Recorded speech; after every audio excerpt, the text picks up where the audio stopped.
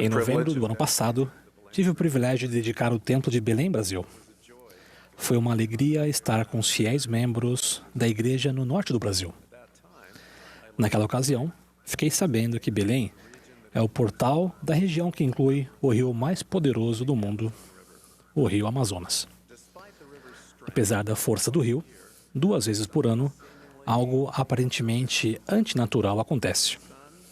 Quando o Sol, a Lua e a Terra se alinham, uma violenta onda invade o rio, indo contra o fluxo natural da água. Ondas de até 6 metros de altura, que percorrem até 50 quilômetros rio acima, já foram registradas. Esse fenômeno, conhecido geralmente como Encontro das Águas, é chamado localmente de pororoca, ou grande estrondo, por causa do grande barulho que faz. Podemos adequadamente concluir que até o poderoso rio Amazonas deve se sujeitar a poderes celestiais. Assim como o rio Amazonas, temos um fluxo natural para a nossa vida. Temos a tendência de fazer o que nos parece natural. Como o rio Amazonas, com a ajuda celestial, podemos fazer coisas que geralmente não faríamos. Afinal, não é natural que sejamos humildes, mansos ou dispostos a submeter nossa vontade a Deus.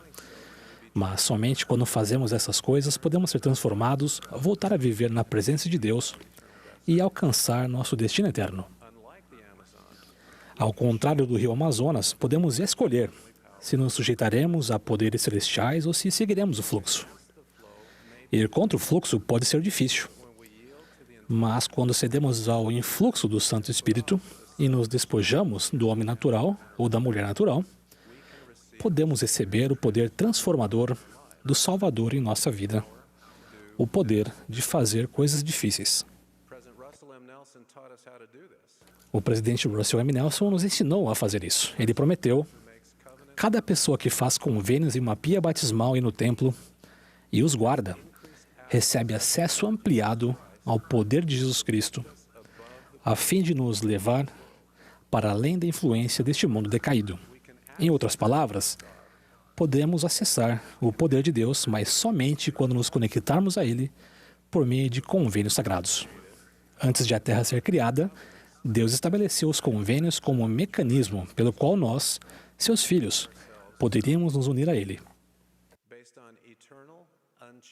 Com base em uma lei eterna e imutável, Ele especificou as condições inegociáveis pelas quais somos transformados, salvos e exaltados. Nesta vida, fazemos esses convênios ao participarmos das ordenanças do sacerdócio e ao prometermos fazer o que Deus nos pede. E, em troca, Deus nos promete certas bênçãos.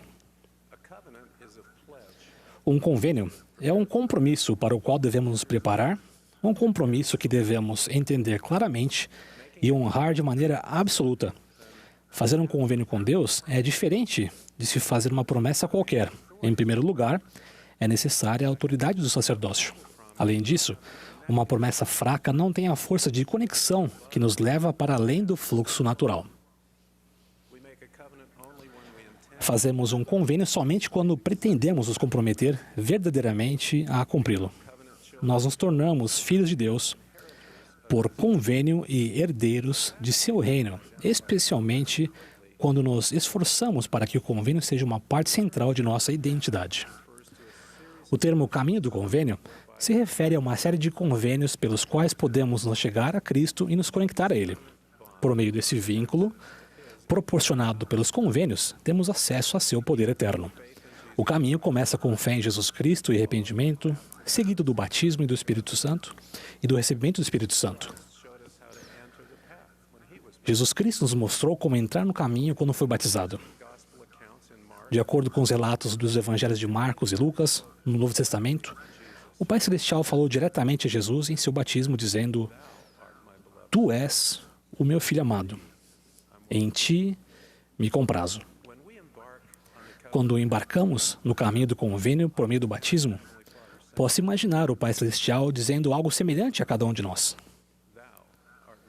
Tu és meu filho querido em quem me regozijo. Continua em frente.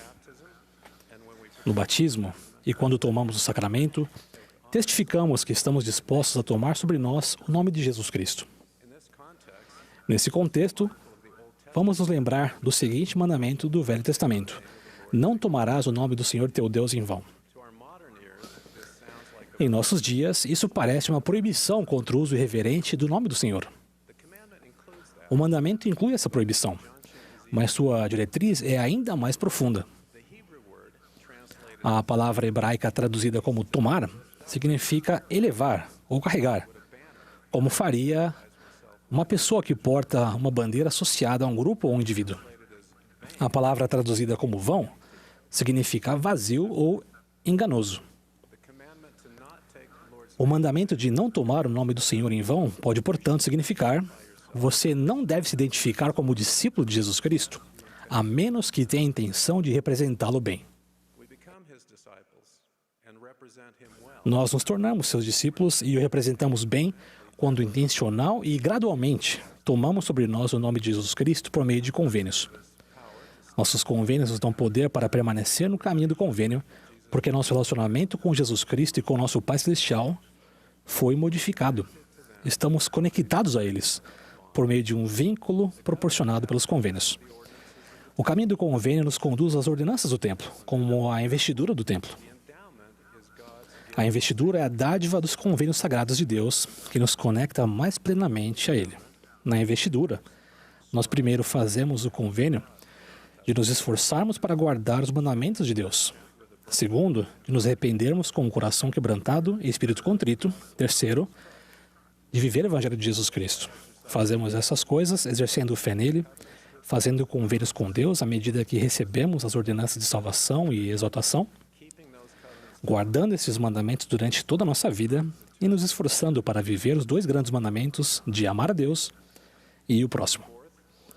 Quarto, fazemos convênio de guardar a lei da castidade. E quinto, de dedicar a nós mesmos e tudo com o que o Senhor nos abençoa para edificar sua igreja. Ao fazermos e cumprirmos os convênios do templo, aprendemos mais sobre os propósitos do Senhor e recebemos a plenitude do Espírito Santo. Recebemos orientação para a nossa vida. Amadurecemos em nosso discipulado para que, como filhos, não permanecemos em ignorância para sempre. Em vez disso, vivemos com uma perspectiva eterna e nos sentimos mais motivados para servir a Deus e a nosso próximo. Recebemos mais capacidade de cumprir nossos propósitos na mortalidade. Somos protegidos do mal e adquirimos mais poder para resistir à tentação e nos arrepender quando tropeçamos. Quando cometemos erros, a lembrança de nossos convênios com Deus nos ajuda a voltar ao caminho. Ao nos conectarmos ao poder de Deus, nós nos tornamos como a pororoca, capazes de ir contra o fluxo do mundo por toda a vida e pela eternidade. Por fim, nosso destino é modificado porque o caminho do convênio nos conduz à exaltação e à vida eterna. O cumprimento dos convênios feitos na pia batismal e no templo também nos dá forças para resistir às provações e às tristezas da mortalidade.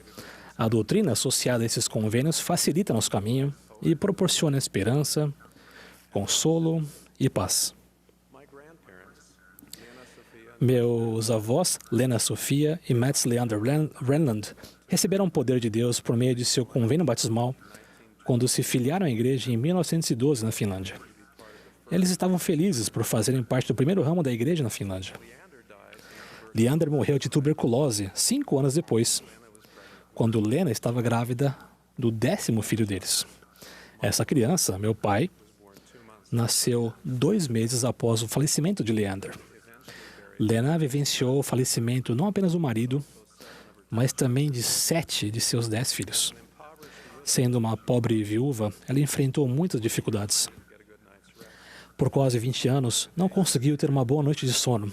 Durante o dia, ela se esforçava para providenciar alimento para sua família. À noite, cuidava de familiares que estavam à beira da morte. É difícil imaginar como ela conseguiu suportar tudo aquilo. Lena perseverou, porque sabia que seu falecido marido e seus filhos poderiam estar com ela por toda a eternidade.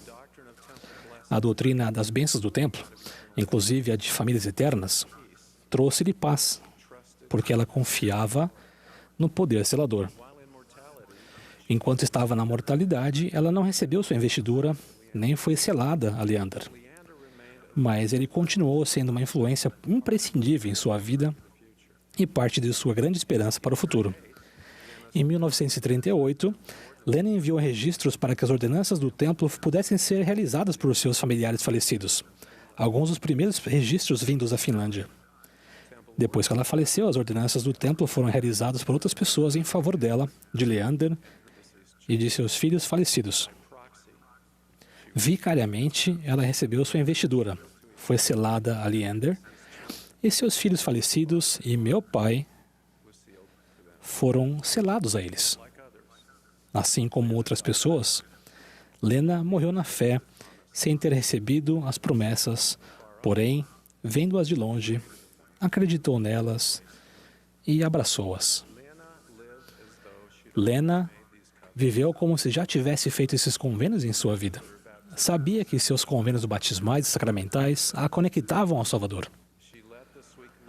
Acreditava que, nas veredas do Redentor, seria conduzida à sua eterna mansão. Lena acreditava que ter aprendido sobre famílias eternas antes de passar pelas tragédias de sua vida foi uma das grandes misericórdias de Deus. Por meio dos convênios, ela recebeu o poder de Deus para perseverar e superar a influência negativa de seus desafios e de suas dificuldades.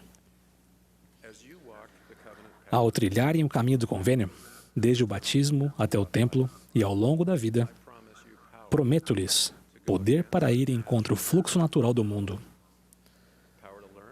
poder para aprenderem e serem santificados, poder para encontrarem esperança, consolo e até alegria ao enfrentarem os desafios da vida. Prometo a vocês e à sua família a proteção contra a influência do adversário, especialmente quando fizerem do templo uma prioridade em sua vida. Ao se achegarem a Cristo e se conectarem a Ele e a nosso Pai Celestial por convênio, algo aparentemente antinatural acontece. Vocês são transformados e aperfeiçoados em Jesus Cristo.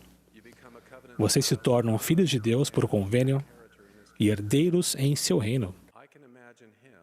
Posso imaginá-lo dizendo a cada um de vocês: Tu és meu filho querido, em quem me regozijo.